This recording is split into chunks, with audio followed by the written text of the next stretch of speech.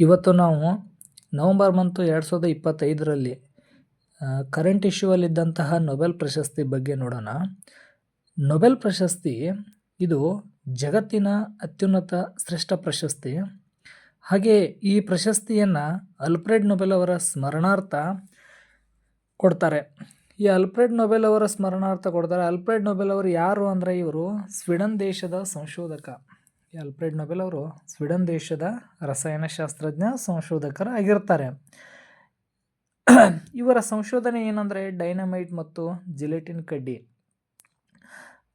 ಈ Alfred Nobel ಅವರ ಸ್ಮರಣಾರ್ಥವಾಗಿ Nobel ಪ್ರಶಸ್ತಿಯನ್ನು ಯಾಕೆ ಕೊಡ್ತಾರೆ ಅಂತ ಅನ್ನೋದನ್ನು ಮುಂದೆ ಹೇಳ್ತೀನಿ. ಈಗ ಈ ಪ್ರಶಸ್ತಿಯನ್ನು ಪ್ರದಾನ ಮಾಡುವಂತಹ ಸ್ಥಳ ಯಾವುದು ಅಂದರೆ ಸ್ವೀಡನ್ನ ರಾಜಧಾನಿ ಸ್ಟಾಕ್ಹೋಮ್ನಲ್ಲಿ 5 ವಿಭಾಗದಲ್ಲಿ ಪ್ರಶಸ್ತಿಯನ್ನು ಪ್ರದಾನ ಮಾಡ್ತಾರೆ. 5 ವಿಭಾಗ, ಇದು ಟೋಟಲ್ ಆಗಿ 6 ವಿಭಾಗದಲ್ಲಿ ಪ್ರಶಸ್ತಿಯನ್ನು ಪ್ರದಾನ ಮಾಡ್ತಾರೆ. ಆದರೆ ಸ್ವೀಡನ್ ರಾಜಧಾನಿ ಸ್ಟಾಕ್ಹೋಮ್ನಲ್ಲಿ 5 ವಿಭಾಗದಲ್ಲಿ ಮಾಡ್ತಾರೆ. ಇನ್ನು ಶಾಂತಿ ವಿಭಾಗದ ಪ್ರಶಸ್ತಿಯನ್ನು ನಾರ್ವೆ ದೇಶದ ಓಸ್ಲೋದಲ್ಲಿ ಪ್ರದಾನ ಮಾಡ್ತಾರೆ. ಈ 5 ವಿಭಾಗ ಸ್ವೀಡನ್ ರಾಜಧಾನಿ ಸ್ಟಾಕ್ಹೋಮ್ನಲ್ಲಿ ಪ್ರದಾನ ಮಾಡುವ 5 ವಿಭಾಗ ಯಾವಂದರೆ 1 ವೈದ್ಯಕೀಯ, 2 ಭೌತಶಾಸ್ತ್ರ, 3 ರಸಾಯನಶಾಸ್ತ್ರ, 4 ಸಾಹಿತ್ಯ, 5 ಅರ್ಥಶಾಸ್ತ್ರ. ಹಾಗೆಯೇ ಶಾಂತಿ ವಿಭಾಗದಲ್ಲಿ ಪ್ರಶಸ್ತಿಯನ್ನು ನಾರ್ವೆ ದೇಶದ ಓಸ್ಲೋದಲ್ಲಿ ನೀಡ್ತಾರೆ. ಈ ನೊಬೆಲ್ ಪ್ರಶಸ್ತಿಯ ಸ್ಥಾಪನೆ ಹಿನ್ನೆಲೆ ಏನು ಅಂತ ಹೇಳಿ ಈಗ ನೋಡ್ತಾ ಹೋಗೋಣ. ಈ ನೊಬೆಲ್ ಪ್ರಶಸ್ತಿ ಸ್ಥಾಪನೆಯಾಗಿದ್ದು ಯಾಕೆ ಅಂದರೆ ಈತ ಆಲ್ಫ್ರೆಡ್ ನೊಬೆಲ್ ಅವರು ರಸಾಯನಶಾಸ್ತ್ರಜ್ಞರಾಗಿದ್ದರು, ಸಂಶೋಧಕರಾಗಿದ್ದರು. ಯಾವ ದೇಶದವರು ಅಂದರೆ ಸ್ವೀಡನ್ ದೇಶದವರು. ಇವರು ಹುಟ್ಟಿದ್ದು 1833 ಅಕ್ಟೋಬರ್ 21ರಂದು ಸ್ವೀಡನ್ನ ಸ್ಟಾಕ್ಹೋಮ್ನಲ್ಲಿ ಇವರು ಜನಿಸ್ತಾರೆ. ಇವರ ಸಂಶೋಧನೆ ಏನು ಅಂದರೆ ಇವ್ರದ್ದು ಡೈನಮೈಟ್ ಮತ್ತು ಜಿಲೆಟಿನ್ ಕಡ್ಡಿ. ಈ ಜಿಲೆಟಿನ್ ಕಡ್ಡಿ ಮತ್ತು ಡೈನಮೈಟನ್ನು ಇವರು ತಯಾರಿಸಿ ಏನು ಮಾಡ್ತಾರೆ ಅಂದರೆ ಪೇಟೆಂಟನ್ನು ಪಡಿತಾರೆ. ಇದರಿಂದ ಇವರಿಗೆ ಅಪಾರ ಹಣ ಬರುತ್ತೆ. ಆದರೆ ಈ ಡೈನಮೈಟ್ ಮತ್ತು ಜಿಲೆಟಿನ್ ಕಡ್ಡಿ ವಿಧ್ವಂಸಕ ಕೃತ್ಯಕ್ಕೆ ಏನಾಗುತ್ತೆ ಅಂದರೆ ದುರ್ಬಳಕೆ ಆಗುತ್ತೆ. ಈ ವಿಧ್ವಂಸಕ ಕೃತ್ಯಕ್ಕೆ ದುರ್ಬಳಕೆ ಆದ್ದರಿಂದ ಇವರ ಹೆಸರಿಗೆ, ಇವರ ಸಂಶೋಧನೆಗೆ ಅಪಕೀರ್ತಿ ಉಂಟಾಗುತ್ತದೆ. ಇದರಿಂದಾಗಿ ಇವರು ಏನು ಮಾಡ್ತಾರೆ ಅಂದರೆ ಮನನೊಂದು ಏನು ಮಾಡ್ತಾರೆ ಅಂದರೆ ತಾವು ಏನು ಪೇಟೆಂಟಿಂದ ಅಪಾರ ಹಣವನ್ನು ಗಳಿಸಿದ್ರಲ್ಲ ಆ ಹಣವನ್ನು ಮನುಕುಲದ ಒಳಿತಿಗಾಗಿ ಯಾವುದೇ ಧರ್ಮ, ಜಾತಿ, ಲಿಂಗ, ದೇಶ ಭೇದ ಭಾವ ಮಾಡದೆ ಶ್ರಮವಹಿಸಿ ಯಾರು ಸಾಧಕರಿದ್ದಾರಲ್ಲ, ಶ್ರಮಿಸಿದ ಜಾಗತಿಕವಾಗಿ ಮನುಕುಲದ ಕಲ್ಯಾಣಕ್ಕಾಗಿ ಶ್ರಮಿಸಿದಂತಹ ಸಾಧಕರು ಯಾರಿದ್ದಾರಲ್ಲ ಅವರಿಗೆ ಈ ಹಣದ ರೂಪದಲ್ಲಿ, ಪ್ರಶಸ್ತಿ ರೂಪದಲ್ಲಿ ನೀಡುವಂತೆ ಉಯಿಲನ್ನು ಬರೀತಾರೆ.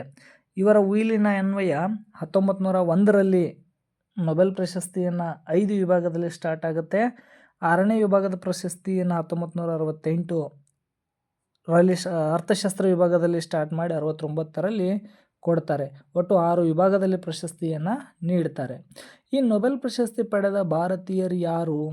ಈ ನೊಬೆಲ್ ಪ್ರಶಸ್ತಿಯನ್ನು ಪಡೆದ ಮೊದಲ ಭಾರತೀಯರು ಯಾರು ಅಂದರೆ ಮೊದಲಿಗೆ ಸಾಹಿತ್ಯ ವಿಭಾಗದಲ್ಲಿ ರವೀಂದ್ರನಾಥ್ ಟ್ಯಾಗೋರ್ ಅವರು. ಯಾವಾಗ ಅಂದರೆ 1913ರಲ್ಲಿ ರವೀಂದ್ರನಾಥ್ ಟ್ಯಾಗೋರ್ ಅವರು ಸಾಹಿತ್ಯ ವಿಭಾಗದಲ್ಲಿ 1913ರಲ್ಲಿ ಈ ಪ್ರಶಸ್ತಿಯನ್ನು ಪಡಿತಾರೆ. ಇವರು ಏಷ್ಯಾ ಖಂಡದಲ್ಲೇ ಈ ಪ್ರಶಸ್ತಿ ಪಡೆದ ಮೊದಲ ಸಾಹಿತ್ಯ ವಿಭಾಗದಲ್ಲಿ ಏಷ್ಯಾ ಖಂಡದಲ್ಲೇ, ಕೇವಲ ಭಾರತದಲ್ಲೆಲ್ಲ ಏಷ್ಯಾ ಖಂಡದಲ್ಲೇ ಮೊದಲ ಸಾಹಿತಿ. ಇನ್ನು ಭೌತಶಾಸ್ತ್ರ ವಿಭಾಗದಲ್ಲಿ ಮೊದಲ ಪ್ರಶಸ್ತಿ ಪಡೆದ ಭಾರತೀಯರು ಯಾರು ಅಂದರೆ ಸರ್ ಸಿ.ವಿ. ರಾಮನ್.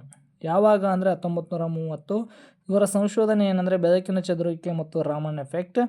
ಇನ್ನು ಶಾಂತಿ ವಿಭಾಗದಲ್ಲಿ ಪ್ರಶಸ್ತಿ ಪಡ್ಕೊಂಡವರು ಮದರ್ ತೆರೇಸಾ. ಯಾವಾಗ ಅಂದರೆ 1979. ಇವರು ಸ್ಥಾಪನೆ ಮಾಡಿದ್ದು ಮಿಷನರಿ ಆಫ್ ಚಾರಿಟಿ ಅನ್ನುವಂಥ ಒಂದು ಸೇವಾ ಸಂಸ್ಥೆಯನ್ನು ಸ್ಥಾಪನೆ ಮಾಡಿರ್ತಾರೆ. ಇನ್ನು ನೆಕ್ಸ್ಟು ಅರ್ಥಶಾಸ್ತ್ರ ವಿಭಾಗದಲ್ಲಿ